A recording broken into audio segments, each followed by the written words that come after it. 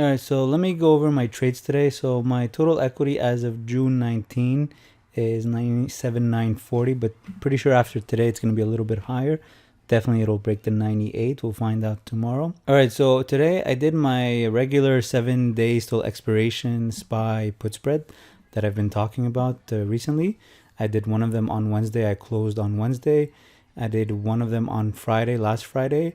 It's still open. So the one of last Friday is right over here, June 26th, 305, 300. So I need the SPY to stay above 305 come this Friday. Right now SPY is at 312. So it's looking good. It's not profitable yet. As you can see, it's showing a small loss, but as we get closer to Friday, which is not that far, it'll be, if it stays above 305, I'll be able to close it quickly for a profit.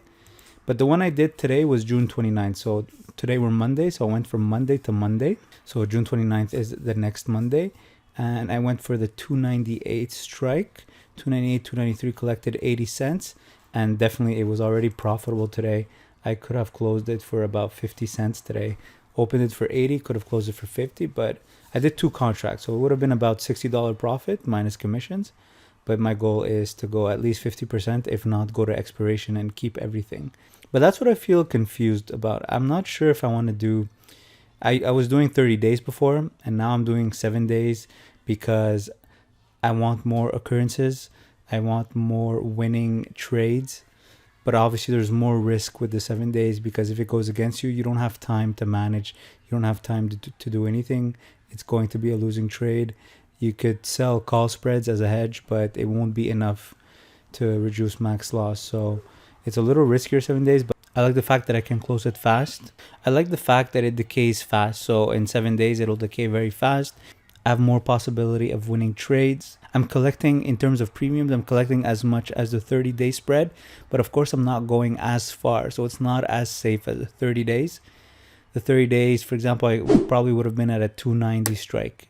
Today I'm at a 298 for the 7 days, so it's not as far as the 30 day, but I'm also only 7 days away, so it's not that bad. I mean, 298 is not bad, and as you can see today, it's already showing a profit.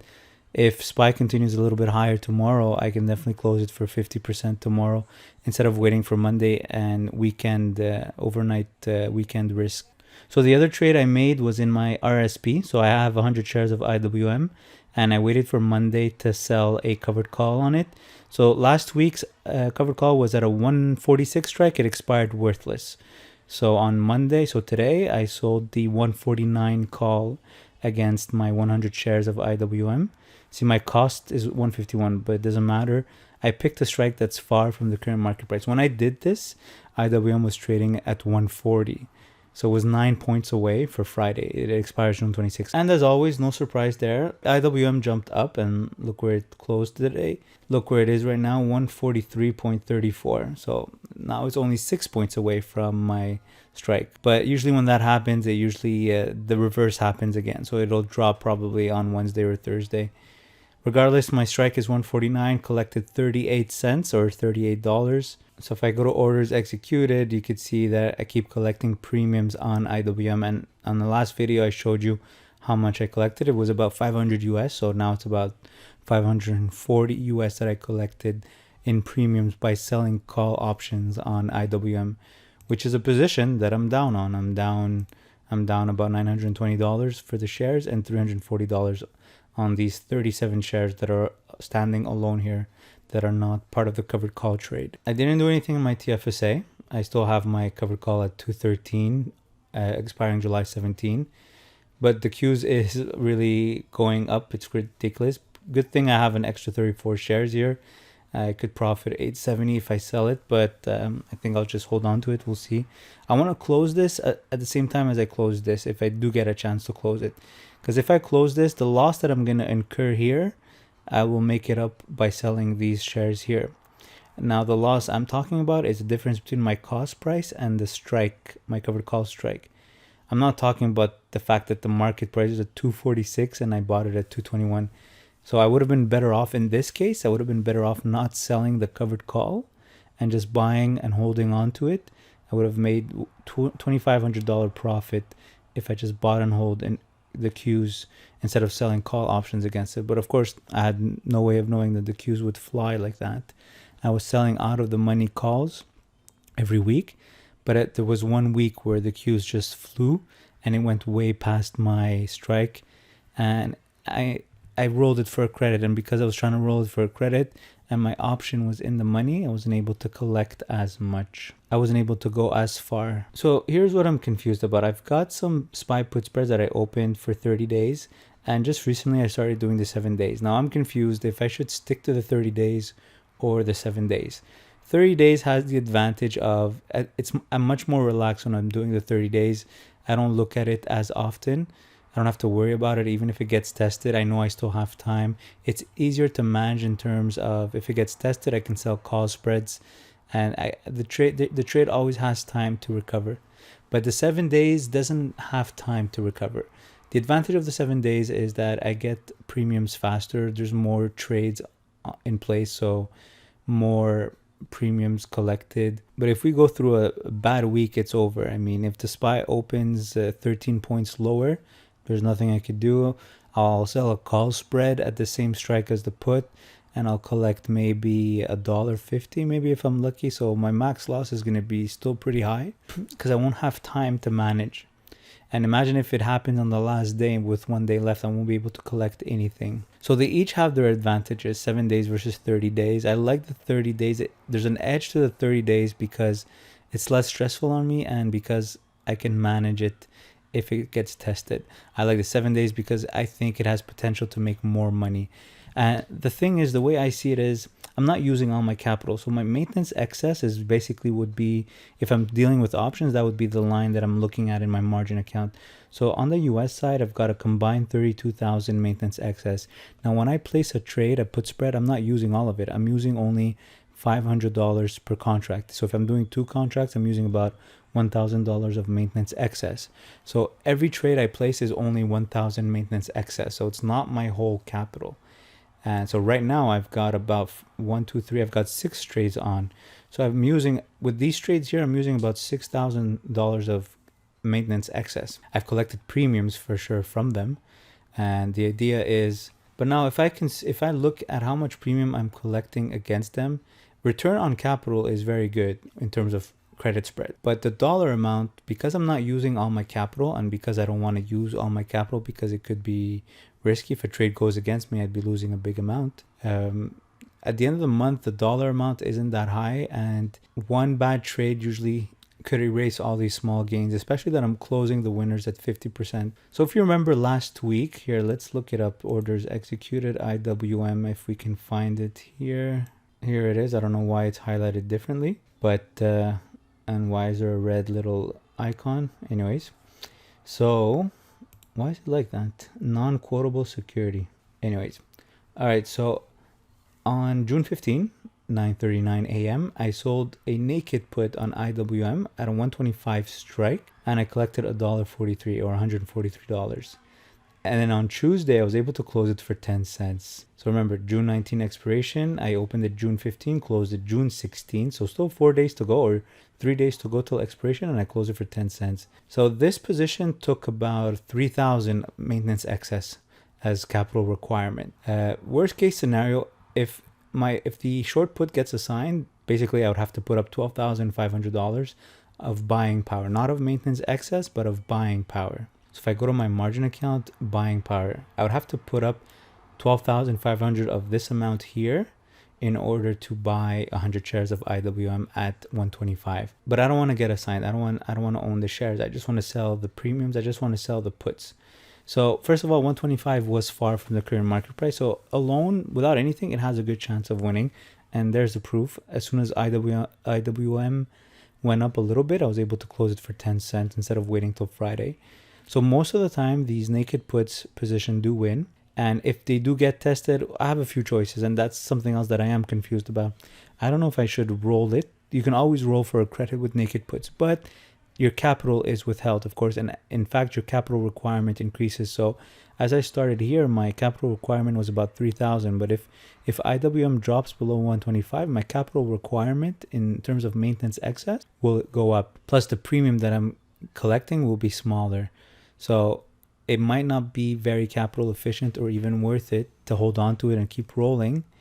just to save it. And what if IWM never comes up or takes a while to come back up above 125? In normal cases, it does come back up pretty quickly, but we could go through a bad market for a while and it takes a while before it recovers. So then I'm holding on to position, always rolling for a credit, but rolling for very little credit while my capital requirement is increasing. So that's one of the options. But the other option is open on Monday and then close it on Friday. If it's a winner, it's a winner. If it's a loser, most of the time it's going to be a winner. But if it's a loser in those rare cases, then I close it for a loss, take my capital back, whatever capital is left, take it back, and then reapply it the next week from Monday to Friday. Therefore, my next week's trade, since it already dropped last week, right? Since if my initial trade closed for a loss, that means IWM dropped. So because it dropped, then my next trade on IWM will be stronger, will be further, and I can collect more premium. So I'm leaning more towards that in terms of capital efficiency. And I seem to prefer going from Monday to Friday because I feel like the weekend usually has the most surprise. And instead of selling one contract, I could sell 5 contracts. By selling 5 contracts, I'll be using about half of my maintenance excess. So the 32,000 here, I'd be using about 15,000 of my maintenance excess every week. If I had done that trade with IWM last week, if I had done 5 contracts, I would have collected $700 last week. And I was actually thinking of doing it today, this morning. And with the way IWM is going, it would have been another profitable week. So let's say another $600 this week. So obviously what worries me the most is if we have another March, because I think that's like worst case scenario if we have another March 2020. So I'm trying to look here. I downloaded all the prices of IWM from Yahoo Finance and tried to simulate what would have happened if I had done from Monday to Friday only. So you could see that whenever there's a big change in price, it usually happens over the weekend. So what's highlighted here is Monday and Friday. So January 24th was a Friday. You can see that it closed at 165. January 27th is a Monday. It opened at 162. So if I had come in on Monday at open and sold a put spread, probably would have gone to maybe a 155 short strike. Okay. And if we look at Friday close, it's trading on 160. So it's trading lower, but it's not lower. It's not below my short strike of 155. So therefore, this naked put this week would have been a winner. So I put $500 just to average. I don't know how much premium I would have collected. So I'm just saying $500, just an estimation. And then I'm out of the trade and then I wait for Monday. And so then next Monday, February 3rd, it opens at 161.6. I sell a naked put, let's say at 155 again. And then February 7th, it closes at 164. So that's an easy winner, another 500. And then I get my capital back. I wait for Monday morning. Monday morning is trading at 164.56. So stock went up, so volatility is going to drop. So I won't be able to go as far. So maybe I'll have to go to maybe 159. I'll go to a 159 strike. And then come Friday close, we're at 167.9. So again, another winner. Get my capital back, and then now next Monday, February 18, stock is at 167.5. I'm going to sell at a 162.5 strike. And as you can see, February 21st, Friday, at close, we're at 167. So above the 162.5 strike. And we keep going. I get my capital back. And Monday morning, it opens at 161. So look at the difference here from 167 to 161 from Friday to Monday. Regardless, I got my capital back. I had winning weeks, and the past 3 weeks or 4 weeks were winners. Get my capital back February 24th, market open, 161. So it's a big drop. Volatility goes up. I'm probably going to go maybe 8 points away. So I'll probably go to 153 about. Let's see what happens. All right, so I'm at 149. So IWM closes on Friday. 146. IWM closes on Friday at 146. And I told you that my strike would be 153. So what happens in this case? So actually, it opens at 161, but it reaches a high of 167 on the same day. So maybe I could have closed it on the same day. Most likely, I would have closed it on the same day. But let's say I didn't. Let's say I wanted it to expire worthless. Next day, it's at 162, but it actually drops all the way down to 155 during the day. And close at 156. So if I don't close it here, or close it here, I'm not going to be able to close it around here at 156. I still have until February 28th, but the stock is trading on 156. My short strike is 153. So let's see what happens the next day. I'm on 157, so 3 days have gone by. 2 days are left, but the stock did drop. So I'm not sure what the value of the premium would be, but maybe I could close for break even, but I'm not sure if I can close for a profit. I definitely can't close for a profit the rest of the day. And then February 27th, the Thursday, definitely cannot close for a profit. And let's say I hold on till Friday with a last hope, maybe that it goes higher. It doesn't. It closed at 146. So I'm going to lose money on this. For this week, I'm losing money unless I roll it. But let's say, let me give you two scenarios. If I roll it, let's say to one, maybe I could roll it to a 150 strike for a credit. And then next week, you could see that the 150 would also be a loser. So I would roll it again without losing. But you can see the next week I'm on 119. So I'm definitely rolling again and again and again.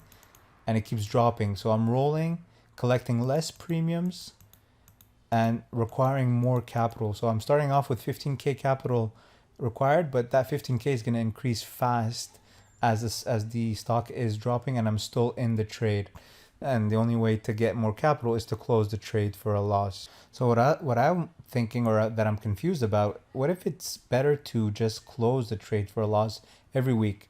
Regardless what happens on Friday, just get out, close the trade. If it's a win, it's a win. If it's a loss, get out, get your capital back. In this case, my short strike was about 153, right? So I'm 6 points away, or 4 plus 3, I'm 7 points away from my short strike, but I also collected premiums from this trade. So let's say I collected $2, let's say, because, well, actually the stock was at 161, so I probably collected, let's say, I don't know, $1.20, or let's say $1. So my loss on this trade would be about $6. 6 times 5 would be about $3,000. So I put 4,500 here, but $3,000 would make more sense if I had 5 contracts. So remember, the previous weeks I won about 500 each week, but this week here I'm going to lose $3,000 because I closed the trade for a loss instead of rolling. And then next week, Monday opens, IWM is a little bit higher than 146, not that high, but a little bit higher. I'm going to sell a new put, again, 5 contracts with whatever capital I have left. I'm going to stick to the same amount of contracts. I'm going to take 5 contracts, sell an IWM put. So right now IWM is at 147. VIX is high. Volatility is high because the stock has dropped a lot. So I'll probably be able to go to maybe 138, so 10 points away, and maybe collect $2, let's say. And so 147, same day, stock goes to 151. If I learned my lesson from last week and I didn't close it last week, I should definitely try to close it this week here, when the stock goes from 148 to 151 in the same day. Let's say it doesn't, I still have another opportunity because it goes to 154 the next day. Regardless, even if I don't close it, if I held till Friday, it closes at 144. My strike was 138. So definitely this one was a winner again. And I said 500, but maybe 1,000 would be more fair. It depends if I close it for 50% or not. So as you can see, as the market is dropping, I was still able to get a winning week out of it. And I could have gotten a winning week here if I closed it earlier.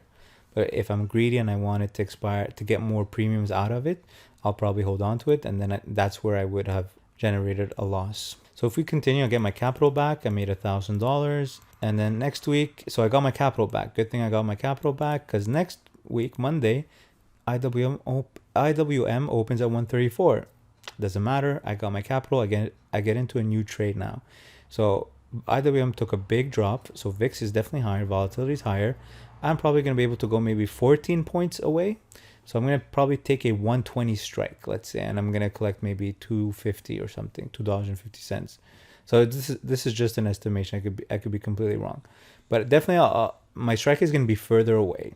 So let's say I'm going to take a 120 strike. So 134 at the same day, IWM moves higher. So if I don't close it on the same day, I probably won't be able to close it 50% just because it moved 2 points. So I won't be able to close it, but then it drops. Okay, not good. The next day, it reaches a high of 134, but it also reaches a low of 128. It closes the day at 134. So now I've got a day pass and it's the same price. So I've got 1 day of time decay. Might not be enough to close it. The next day, 130, 132, 124 is a low, close at 125. That's not good. And then on Thursday, 116 closes at 111. That's terrible. Then on Friday, 118 to 120 closes at 120. And remember, I told you my strike would be 120, right? And there you go. So I actually would close this week for a profit because I collected probably $2, at least $2 from selling the 120 strike. And IWM closed at 119.4. I probably would have panicked seeing 109.55, but IWM closed at 120. So that means I would have to pay about 60 cents to close this, but I collected $2, at least $2. So I'd make a profit of about $1.40, $1.50 this week on that week. So as you can see, one of the worst weeks, I would have still been able to make a profit if I went from a Monday to Friday trade as always. So I put minus 3,000, but it would have been a winner actually. So let's say $1.50 times 5. So it's $6,500, $650 about, $750. And then, so I got my capital back, so that's good. And then next week on Monday, there you go, 108. IWM opens at 108. So good thing I got my capital back. But guess what? I'm going to do a new trade. IWM dropped a lot. It's at 108. I'm definitely going 20 points away. Because volatility permits me, I'm probably going to go 20 points away. So let's say 88. So I'll go at an 88 strike. And as you could see, it would have been a winner. Would have been a winner probably around here even. But even if I held on to it till expiration, it would have been a winner definitely. So this was an easy win. And because volatility is low, for sure I collected at least $2.50. And I wrote here 600, but it's definitely more. Depends if I close it for 50% or not. But if my strike is 88 and let's say I collected $2.50 times 500, so 2.5 times 500, so would have made $12.50 here if I held till expiration, if I didn't close it for 50%. So great, I got my capital back. And then on Monday, March 23rd, which is the worst, I think was the worst day in March. So IWM is trading at 101.9. That's great. I have my capital. I can open a new trade. I'd probably go at around maybe 20 points as well, even lower, because actually when I was at 108, I went 20 points. So maybe here I could go to 22, 25 points, let's say.